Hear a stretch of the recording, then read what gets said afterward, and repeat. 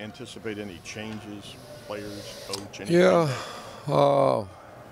Yeah, we were always, obviously we didn't play very well the last 2 games, so we're the one we're playing is real, and I mean like real. So tweaks might be appropriate word, and we're still working through that and working at the changes. Personnel? There might be. Scheme or? Yeah, all the above. We've been hit the road hard recruiting for a week because we were a week behind. So the championship week, we missed a week of recruiting. So I mean, it was the most unbelievable. You can imagine trying to squeeze, and then we're on a month dead period. So we pounded it real hard, and then that's what we're doing right now, is going through coaching. How important is it to have these 15 ball practices, especially since you didn't last year? Well, that was a big panic of mine last year because that's part of the chase is guys had to do it on their own. You can't just say, well, we didn't practice today, or didn't practice 15 times. So it's been, I really like where we're at. I like our attitudes, and because sometimes, especially after a tough loss, but you're in an Orange Bowl. I think the moment the Orange Bowl rang, that everybody's, I won't say perfect, but they're getting close to being back to the same mentality we had going into the last game. You brought up recruiting a little bit ago.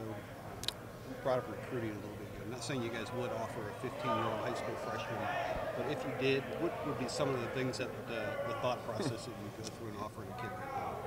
Oh, that's hard because you just, so much of it is development, what goes on, and I'm not a big fan of that stuff, but sometimes, if you know enough about the person, that's when you could do something like that. Are we talking about the importance of the bowl practice and development? Do you think the way you approach bowl practice is different in the Orange Bowl than maybe it would have been if it was a national championship? In terms of developing younger talent and whatnot? And maybe No, not at all.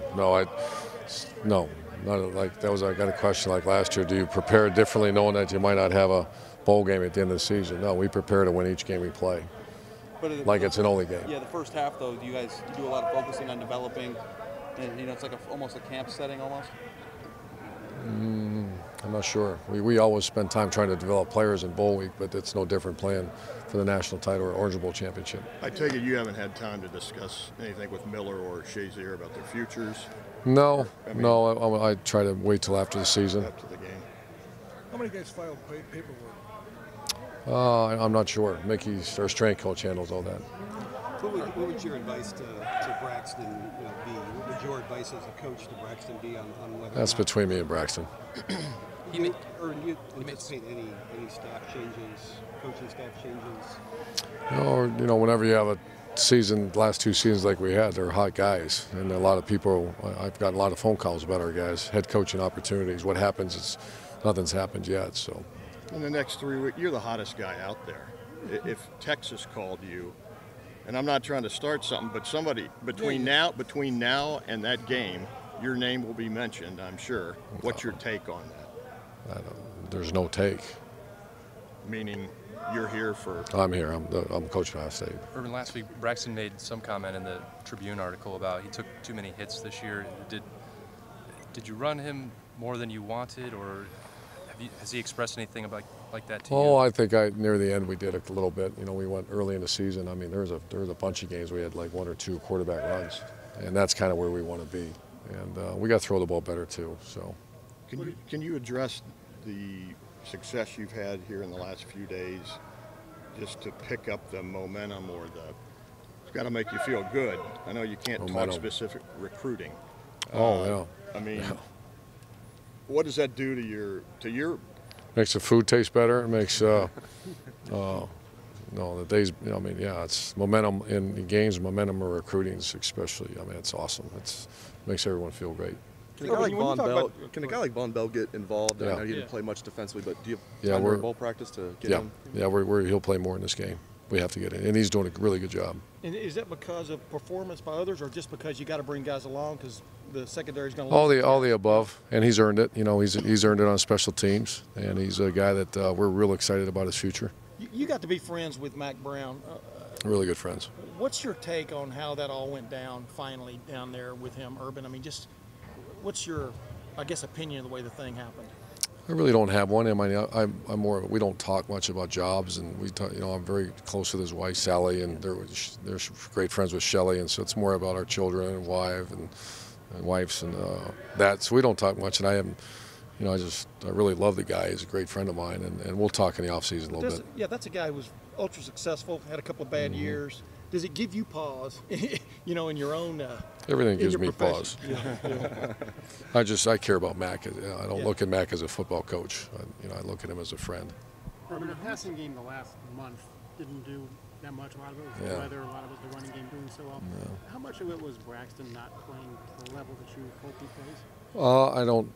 I think he did okay. I think it was a combination of things. Played a couple pretty good defenses. One game we were running the ball that was, getting a lot of yards per carry, and that game dictated that.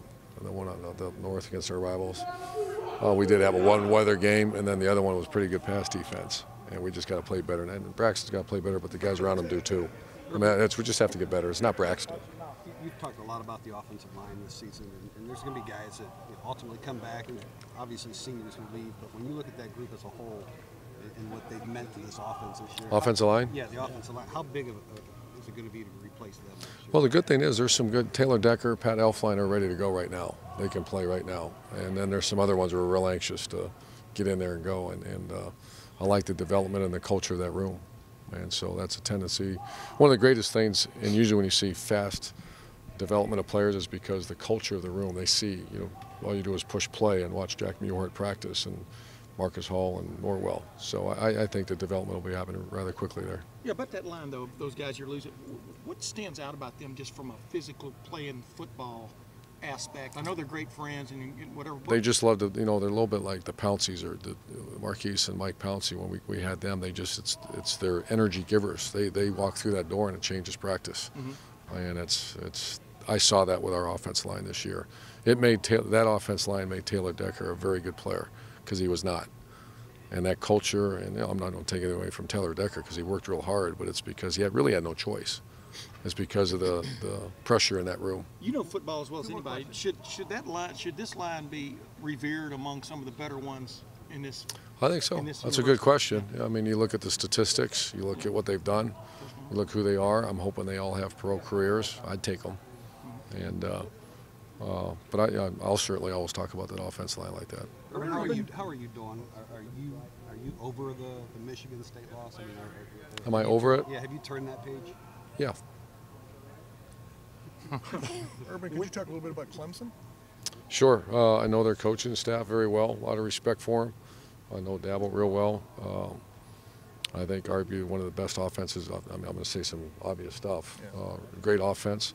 I think their defense is, when you look at statistics, they're people are saying, well, it's going to be a big shootout and all that. Well, we're going to have to play our tails off to move the ball against them. They have some very good personnel, and a couple of those games, I mean, they haven't given much yardage at all. So it's going to be a war. You worried about them throwing it? Oh, yeah. You think?